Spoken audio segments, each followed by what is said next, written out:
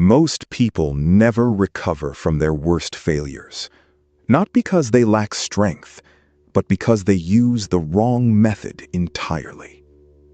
The Roman Empire, history's most demanding proving ground, broke men daily. Yet one emperor rose from ruin with a discipline so specific, so counterintuitive, it has been buried in Latin for 2,000 years. By the end, I'll reveal the exact four-word phrase Marcus Aurelius wrote to himself in his private journal on the darkest nights of his reign. We will cover three things. First, why the modern response to failure is neurologically catastrophic and why it guarantees repetition. Second, the precise Stoic philosophy Marcus Aurelius built his recovery method upon, drawing from Epictetus, Zeno of Citium, and his own meditations. Third, a concrete daily ritual you can begin tomorrow. But the real revelation, the four-word phrase, arrives at the very end, and it will permanently alter how you face collapse. Consider this.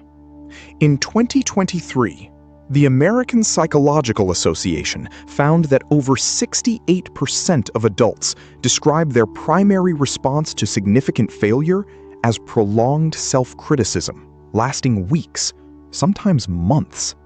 Not 1 hour, not 1 day, weeks. During that time, the prefrontal cortex, the seat of rational decision-making, operates in a suppressed state. You are, neurologically speaking, less capable of wisdom precisely when you need it most. The wound festers. You have known this feeling. The project that collapsed publicly. The relationship that disintegrated despite every effort. The opportunity you prepared years for. Gone, irreversibly, in a single conversation.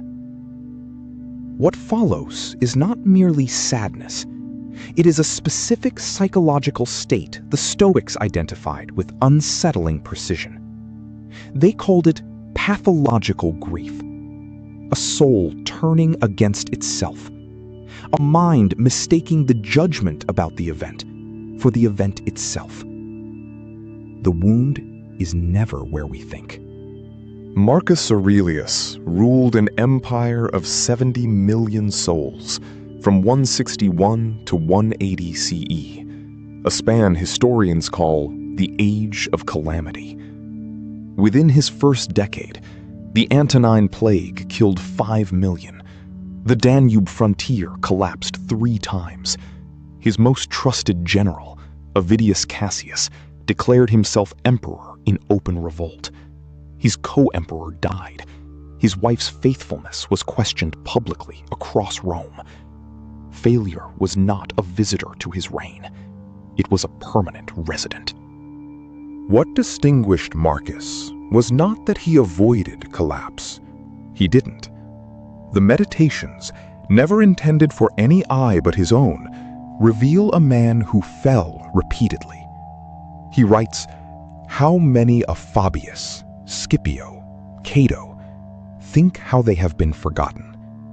He cataloged his own inadequacies with brutal specificity.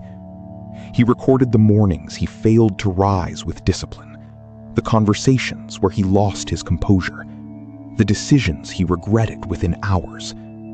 He was not performing Stoicism. He was struggling inside it. And yet, here is where most people misread the Meditations entirely. They read it as a record of wisdom. It is, in truth, a record of a man arguing himself back from the edge. Every passage is a recovery. Every reflection is an emperor picking himself off the floor of his own psyche, reaching for something solid. Understanding this changes everything about how you read it and how you use it. The Meditations is not an achievement. It is a method. But here is where the story takes an unexpected turn. The most dangerous part of failure is not the failure itself. Epictetus, the enslaved philosopher whose lectures Marcus studied intensely, identified the real wound decades before Marcus was born. In his Enchiridion, Epictetus writes, "Men are disturbed not by the things that happen, but by their opinions about those things." This is the dichotomy of control in its sharpest form, and it dismantles everything you thought you knew about recovery. The dichotomy of control, Epictetus's foundational doctrine, divides all of existence into two categories with surgical precision. What is up to you? Your judgments, your intentions, your chosen responses, your character. What is not up to you? Reputation, outcomes, the behavior of others, the movement of circumstance. Failure, in every case, lives entirely in the second category. What you do with the judgment about that failure lives entirely in the first. This boundary is the entire philosophical architecture of Stoic recovery. Marcus Aurelius did not simply believe this philosophy abstractly. He operationalized it through a practice Epictetus called prosoche, vigilant, disciplined attention to the ruling faculty of the soul, what the Stoics named the hegemonikon. The hegemonikon is not your emotions, not your impulses, not your instinctive grief. It is the sovereign part of you, capable of choosing what meaning to assign.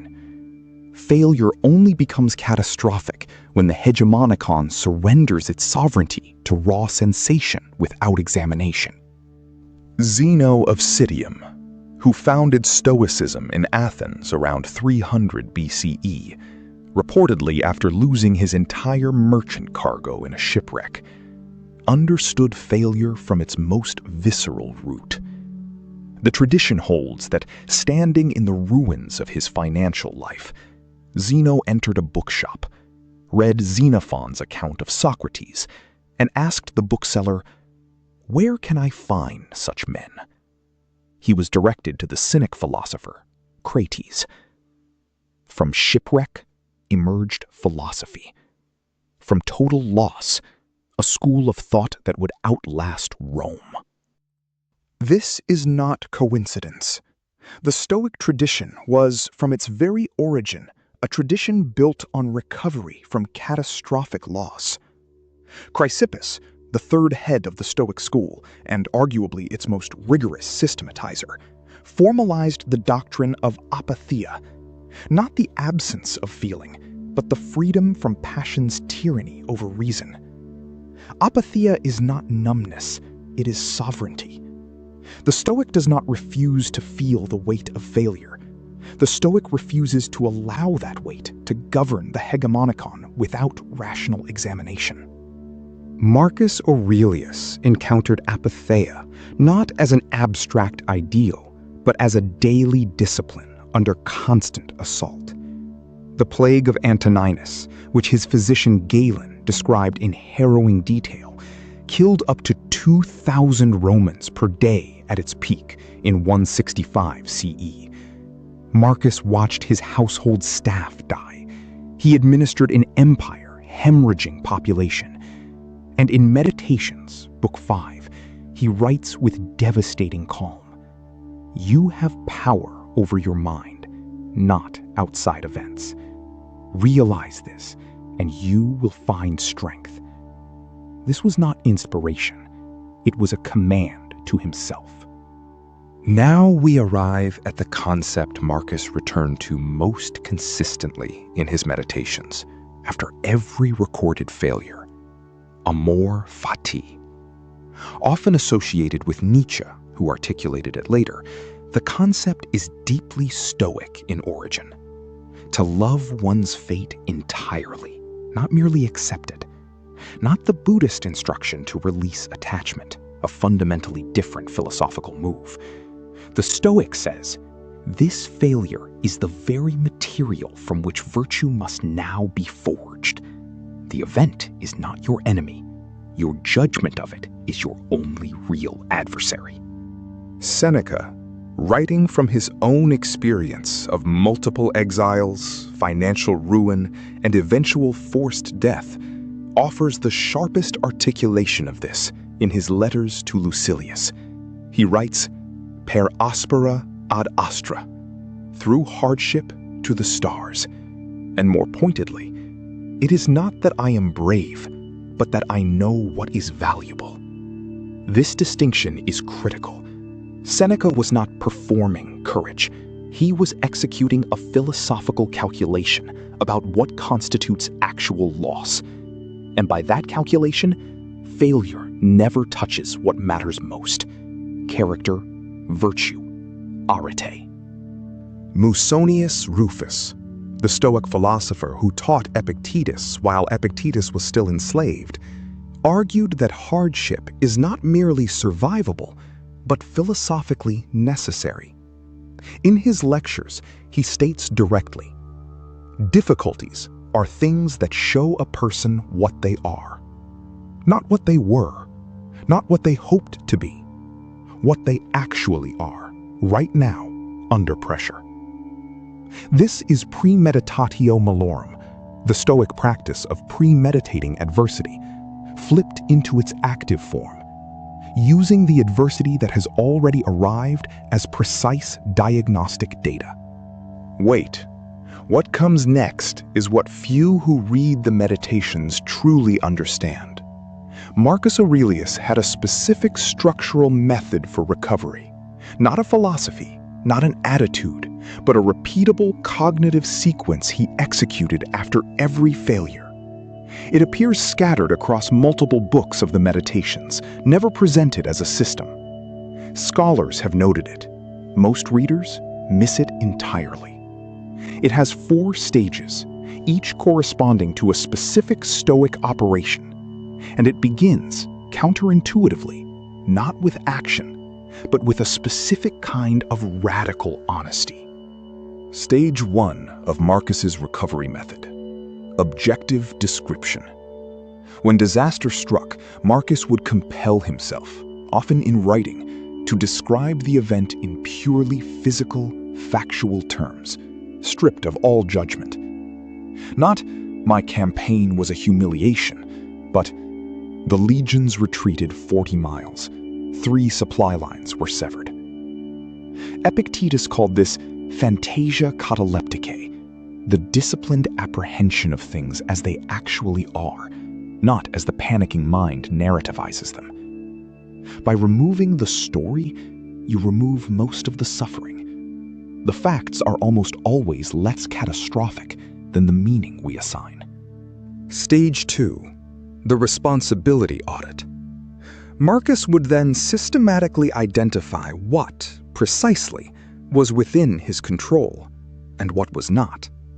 This was not comforting rationalization. In Meditations, Book 11, he is merciless with himself. You have the power to strip away many superfluous troubles which exist entirely in your own judgment.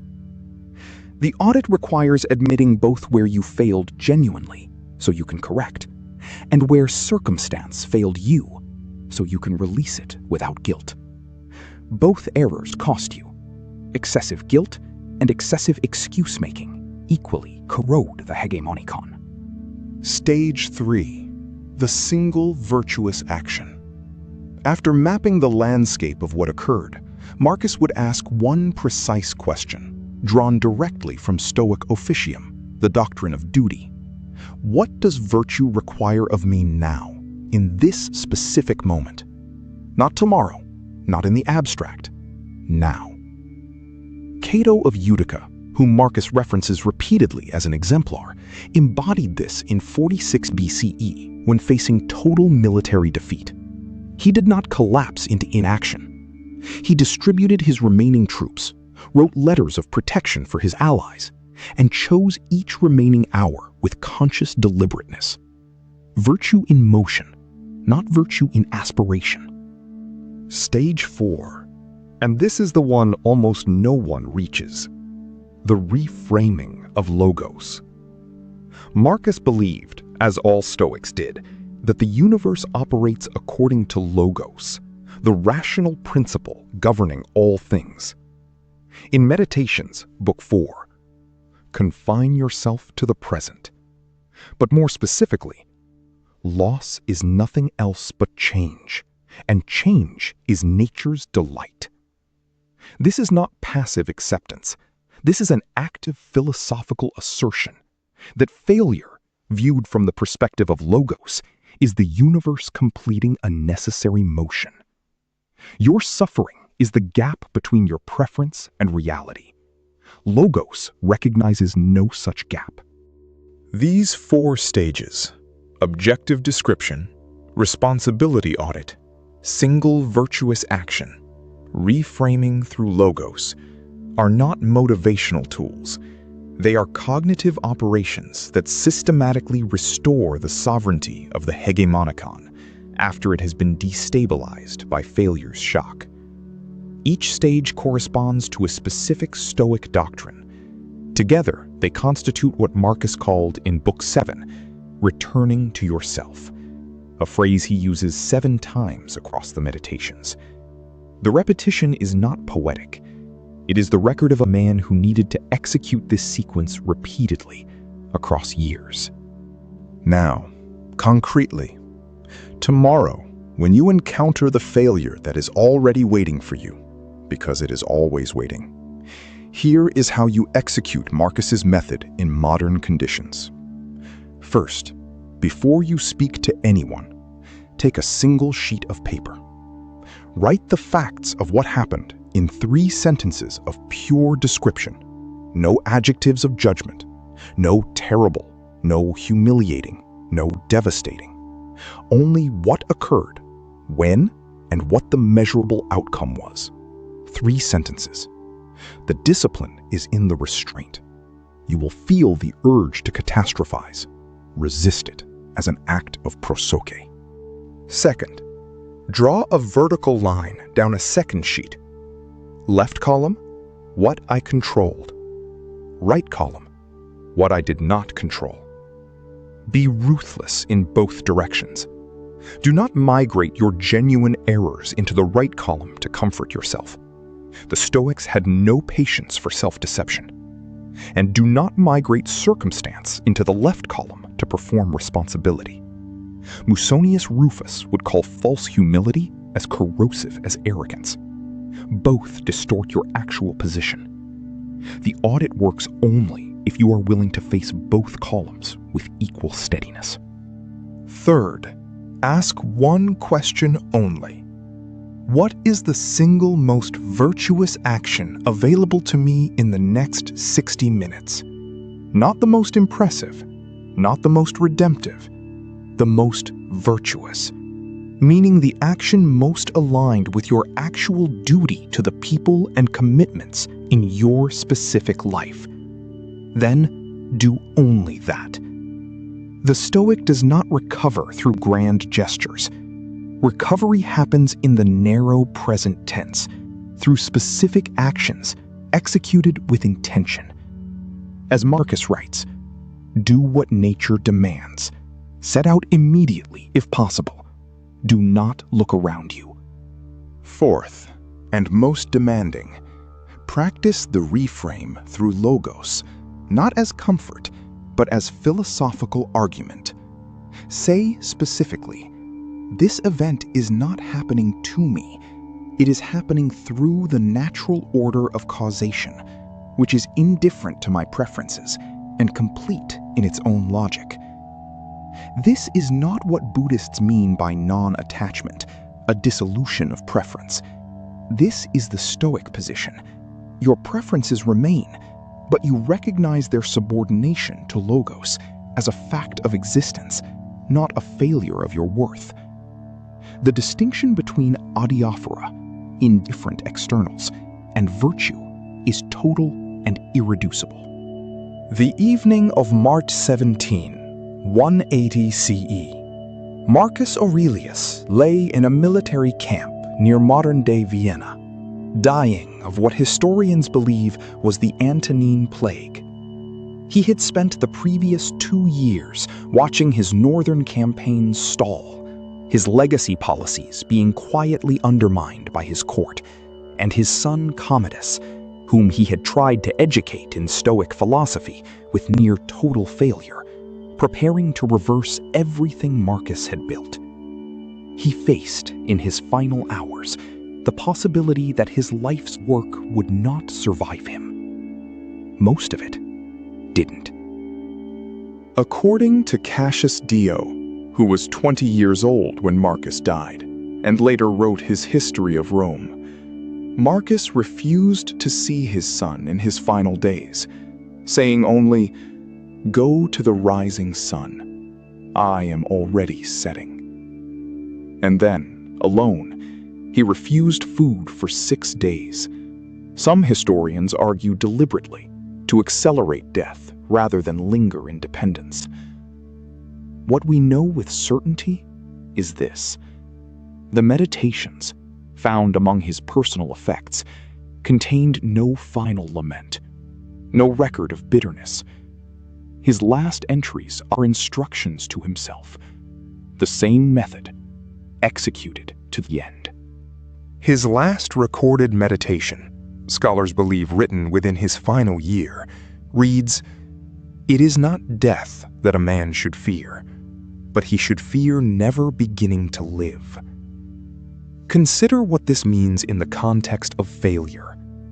The greatest failure is not the campaign that collapses, the relationship that disintegrates, the reputation that shatters. The greatest failure is the life spent in paralysis after smaller losses, the hegemonicon surrendering its sovereignty to fear of further failure. The man who never recovers is not protecting himself. He is simply failing more slowly, more quietly, across an entire lifetime. Musonius Rufus wrote, "He who tries but fails is better than he who never tries." Epictetus wrote, "Make the best use of what is in your power, and take the rest as it happens." Seneca wrote, "Omnia aliena sunt, tempus tantum nostrum." All things are external. Time alone is ours. 3 philosophers, 3 centuries, 1 doctrine. Failure is not the end of the Stoic story. It is the beginning of the next chapter, written entirely by your hegemonicon, in the language of chosen virtue, in the vocabulary of arete. The story is always, still, yours to continue.